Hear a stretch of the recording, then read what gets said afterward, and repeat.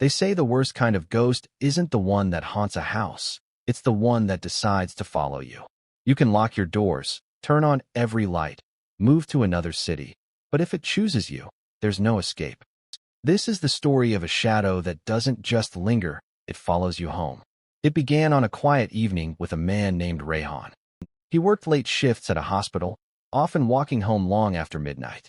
The streets were usually empty, the kind of silence that pressed on his ears, broken only by the hum of streetlights. That night, as he walked under the flickering glow of a broken lamp, he felt it. Eyes on him. He turned quickly. The street was empty, just a stretch of cracked pavement and the outlines of closed shops.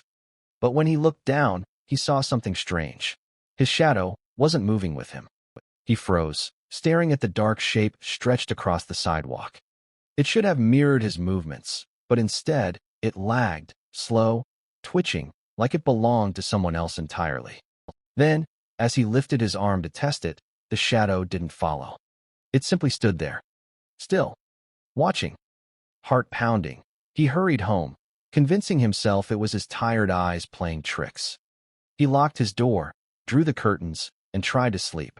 But at 3 a.m., he woke up drenched in sweat. The room was dark, yet somehow darker in one corner. As his eyes adjusted, he saw it, the same shadow.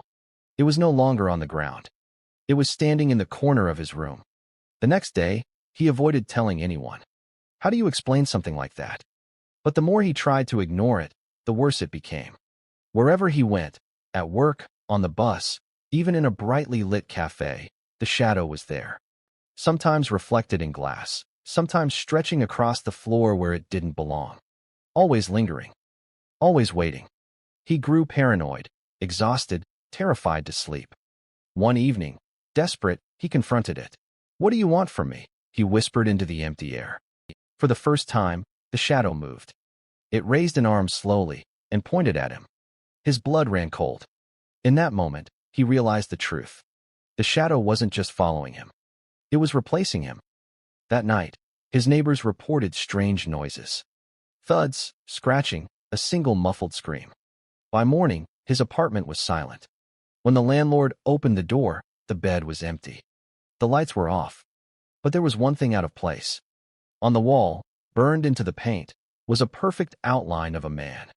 Dark, twisted, and motionless, like a shadow frozen forever. And now, maybe you've noticed something.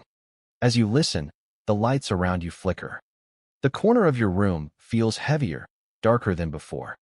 Don't turn. Don't check. Because once you see it, it will never stop. The shadow doesn't wait for an invitation. It follows you home.